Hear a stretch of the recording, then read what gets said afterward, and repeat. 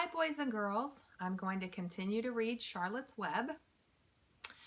And when we left off, we know that Wilbur finally met his new friend, Charlotte. Chapter 6 is called Summer Days.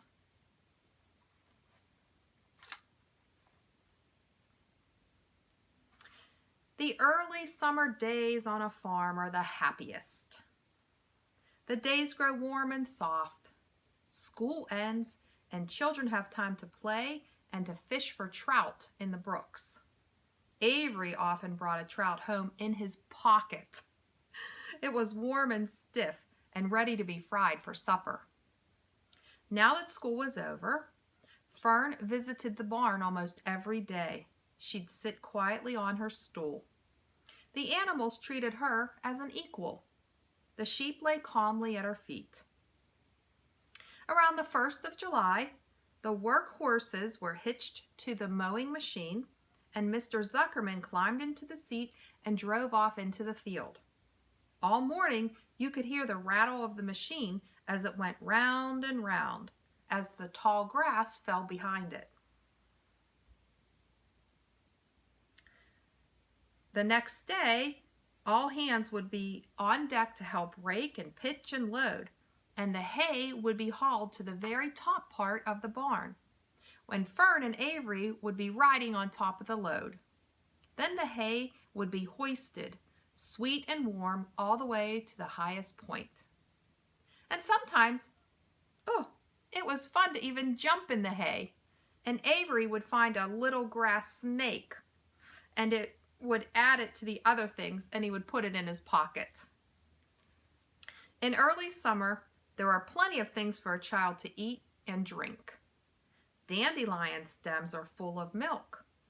Clover heads are loaded with nectar, and the refrigerator is full of ice-cold drinks. Everywhere you looked on the farm, life was great. It was on a day in early summer that the goose eggs hatched. This was an important event in the barn cellar. Fern was there sitting on her stool when it all happened. Except for the goose herself, Charlotte was the first to know that the goslings had arrived. The goose knew a day in advance that they were coming. She could hear their weak voices calling from inside the eggs. She knew that they were desperately cramped and they were in a position they were poking at the shell and they were most anxious to break free. So she sat quite still and talked less than usual. When the first gosling poked its little gray-green head through the goose's feathers and looked around, Charlotte spied it and made an announcement. She said, "I am sure that every one of us here will be gratified to learn that after 4 weeks of effort and patience on the part of our friend the goose, she now has something to show for it. The goslings have arrived. May I offer my sincere congratulations." The goose said, "Thank you, thank you, thank you." "Thank you," said the gander. "Congratulations," shouted Wilbur. "How many goslings are there?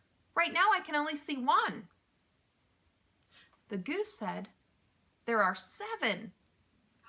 "Fine," said Charlotte. 7 is a lucky number." "Luck has nothing to do with this," said the goose.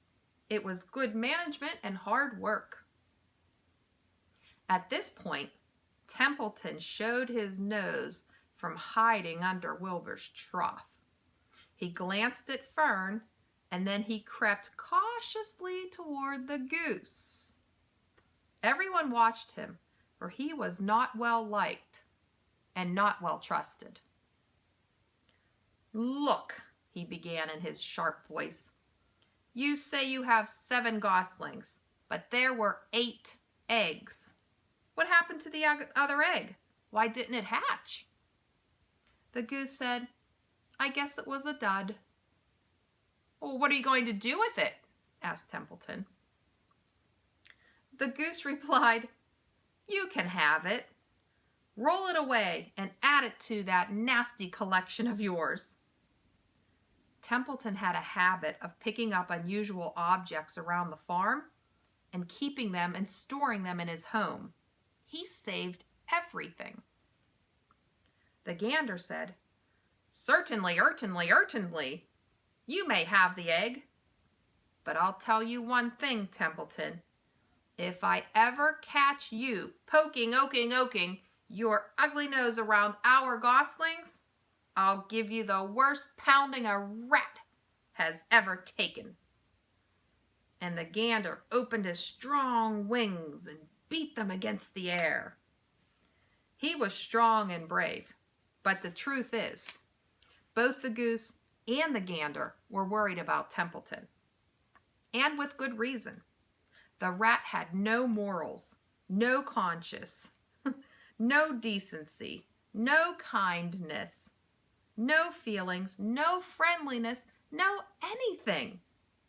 He would kill a gosling if he could get away with it. The goose knew it. Everybody knew it. There they are.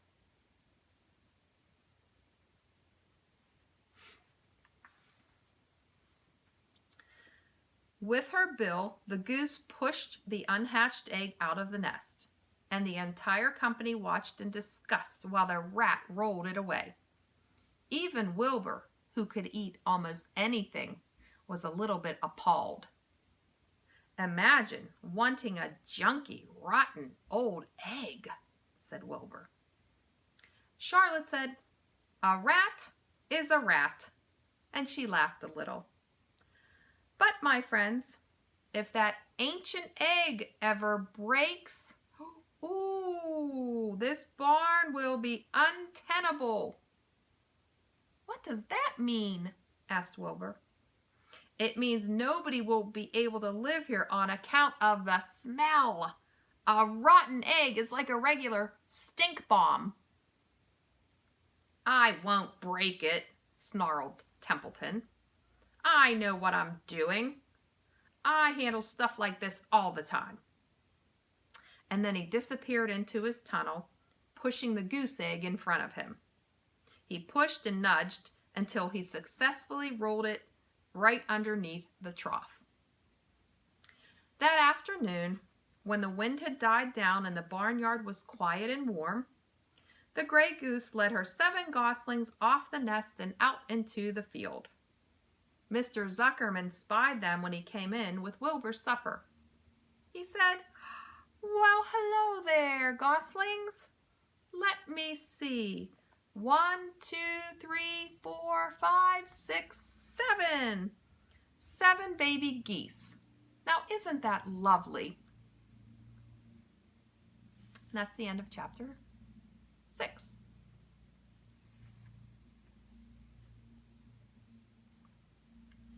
Chapter 7 is called Bad News. Wilbur liked Charlotte better and better each day. Her campaign against insects seemed sensible and useful. Hardly anybody around the farm had a good word to say about a fly. Flies spent their time pestering others. The cows hated them. The horses detested them. The sheep loathed them. Mr. and Mrs. Zuckerman were always complaining about them and had to put screens in their windows. Wilbur admired the way Charlotte managed. He was particularly glad that she always put her victim to sleep before she ate it. "It's real thoughtful of you to do that, Charlotte," he said. "Yes," she replied in her sweet voice. "I always do that as an extra favor, so they won't be in such pain." As the days went by, Wilbur grew and grew and grew. He ate 3 big meals a day. He spent long hours lying on his side, half asleep, just dreaming pleasant dreams. He enjoyed good health, and he gained a lot of weight. One afternoon, when Fern was sitting on her stool, the oldest sheep walked into the barn and stopped to talk to Wilbur. "Hello," she said. Seems to me you're putting on some weight. Wilbur replied, Yes, I guess I am. At my age, it's a good idea to keep gaining. Just the same, I don't envy you, said the old sheep. You know why they're fattening you up, don't you? No, said Wilbur. Well, said the sheep, I don't like to spread bad news, but they're fattening you up because they're going to kill you. That's why. They're going to what? Screamed Wilbur. Kill you. Turn you into smoked bacon and ham, said the old sheep. Almost all young pigs get murdered by the farmer as soon as the real cold weather sets in. There's a regular conspiracy around here to kill you at Christmas time. Everybody is in on the plot. Lurvy, Zuckerman, and even John Arable. Wilbur sobbed. Mr. Arable? Do you mean Fern's father? Certainly. When a pig is to be butchered, everybody helps. I'm an old sheep, and I have seen the same thing over and over again, year after year. Mr. Arable arrives with his .22. He shoots the... Stop! Screamed Wilbur. I don't want to die. Save me, somebody, save me. Fern was just about to jump up when a voice was heard. Charlotte had been listening to this conversation, and she said, Be quiet, Wilbur. Wilbur screamed, I can't be quiet. I don't want to be killed. I don't want to die. Is it true what the old sheep says, Charlotte? Is it true they're going to kill me when the cold weather comes? Well, said the spider, the old sheep has been around this barn a long time. She has seen many a spring pig come and go. If she says that they plan to kill you, I'm sure it's true. It's also the dirtiest trick I ever heard of. Ha! What people don't think of, she said. Wilbur burst into tears. I don't want to die. I want to stay alive right here in the barn with all of my friends. I want to breathe the beautiful air and lie in the beautiful sun.